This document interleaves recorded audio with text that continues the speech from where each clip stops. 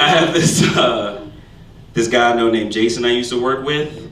He needs to marry an American woman so he can get his U.S. citizenship. Said he'd be willing to pay $10,000. Asked me if I knew anybody willing to do it. I said, nigga, I'll marry you right now for $3,000. Right here, right now. Yep. For $6,000, I'll wear a dress and walk down the aisle for you. We gotta make it look real, right? We gotta figure this shit out. We gotta get this money. For $10,000, I'll suck your dick, rub your shoulders, cook you a steak, and raise your children. I'm not gay. I'm just saying I want to show my appreciation for this money. $10,000 tax-free? Tax-free? Maybe I'll finally be able to afford that Canada Goose this time, you know what I mean?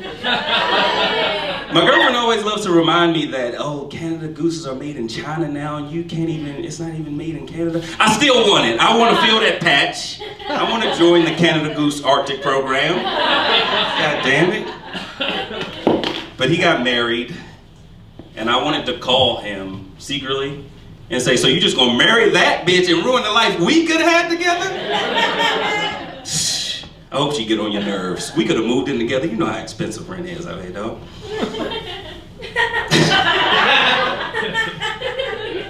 Instead, I was just like, loan me $200. I'm short on my rent. I know you got it. You say you got 10 G's in the bank? Loan me $200. I'm short, dog. I'm pretty much like the... No, that's not good. That's not good.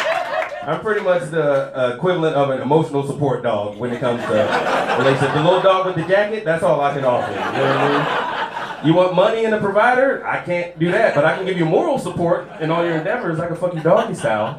But I can't cook either, so put some food out for me every night. Give me some treats. I'll be happy to see you. I'll be jump up and see you, lick your face. Definitely not a protector or attack dog, so if a nigga run in the house, you better run out with me too. You know what I mean? I can bark, I'm all bark, no bite.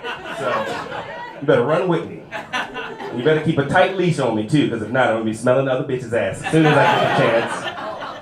You gotta deal with my shit too, so pick it up. You know what I mean? Pick it up.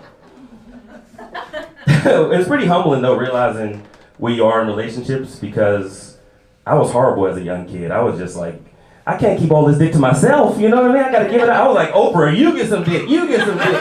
All the ladies, reach under your chair, free dick for all the ladies. I'm giving out gift bags at the party, like free dick giveaway. You want some dick for your ride home? You good?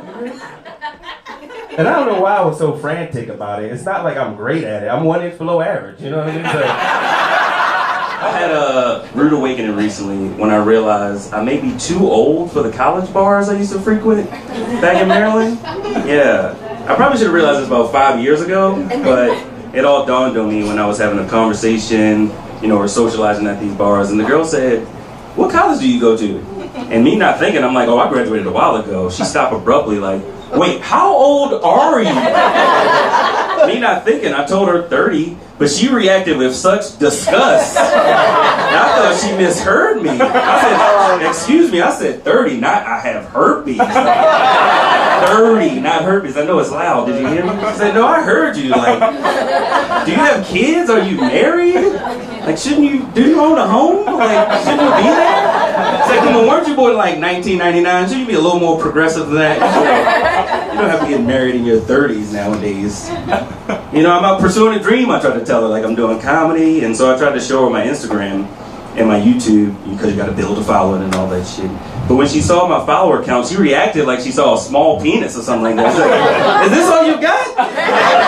Where's the rest of your followers? You're just 300 followers. Like, give me my phone back. I ain't come here for that." It's like, I gotta work hard for those 300 followers. You should see me on Instagram. I'm like exercising and posting positive quotes and paying for promotions. Nobody cares. I'm struggling to build this brand. And I complain to my family and friends back home sometimes. I'm just like, yeah, I'm trying to build this brand, I need more friends and followers. My cousin was like, "Oh yeah, you need more friends and followers?" Nigga, I'm in jail, I need freedom. I miss my kids. You talking about friends and followers, man? You better write a joke. Ways to enjoy the job. I try to think about my family. It's just like, wait a minute, Cedrick, be humble. Because I'm sure nobody in your family ever enjoyed their job. It's just something you have to do. And then I try to take it a step further and say, I'm sure the further you go back in my family tree, they really hated their job. Some people don't think so, but according to my research, yeah, all the way down to the roots, they really hated their quote-unquote job. I'm talking about slavery, guys. I'm black, I'm African American.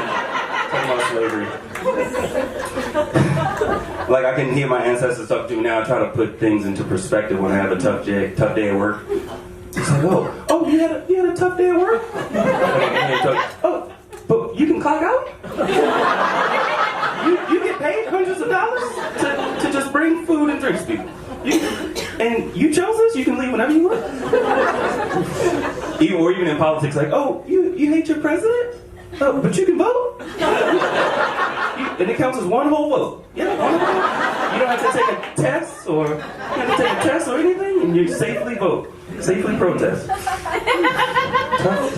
My ancestors are apparently really sarcastic. Really sarcastic. That's what I get about it. That's what it is. Unless you're a professional, you shouldn't have a nickname for your penis anymore. I found this on like page 8 of Google. And I thought, luckily for me, I've never been able to pull that off. The closest I've been to having a nickname for my penis is when one of my ex-girlfriends tried to compliment me by saying, you know the good thing about your penis? Is it's not too big, but don't worry, it's also not too small. I was like, wait a minute, I don't think that's a compliment. She's like, no, like the Goldilocks penis. I'm just like, I don't think I want a Goldilocks penis. I want a big scary bear penis, too stiff, can't fit in the bed penis. Like, don't. Can we stop calling it a penis, please? I want a dick, you know what I'm saying? Call it a dick. She tried to say I had the Honda Civic of penises. The used Honda Civic of penises. Like, not a Mercedes, but not like a broken down car. I'm like, no, let's just change the topic. I'm sleeping in a van with a bunch of white boys. I don't know what just me? Is that just weird to me? I don't know. And I think that's all I want to do. Thank you guys.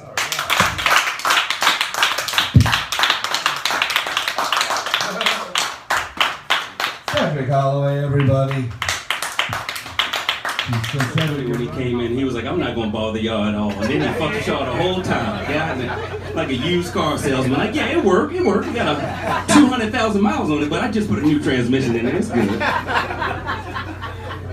I got to use my notes a little bit. Chris just called me up because the comics he really wanted dropped out on his ass. So I was at work, took my uniform off. I was like, yeah, I'll do it just like the side chick I am, the desperate side chick. Like, yeah, I'm right there, baby. I'm right there, baby. Where you at? I'm right here. I'm at the front door before you put the phone down.